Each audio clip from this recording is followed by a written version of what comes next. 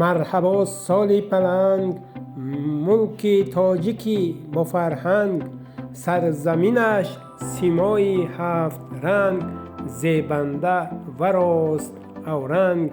عالمیان شده مفتون و گرنگ، از طبیعت و میوه های رنگ رنگ. در آب چقان همچون نهنگ، در زمین مثل شیر و پلنگ. جای دشمن کرده تنگ، ملت نبیند روی جنگ.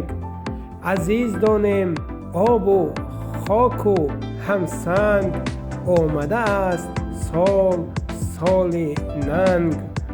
غلغله افکنیم با تار و چنگ، صدایش تا هند و چین و فرنگ. قافیه گو صدرالدین با جرنگ، موکلش پرسی باشد پلنگ.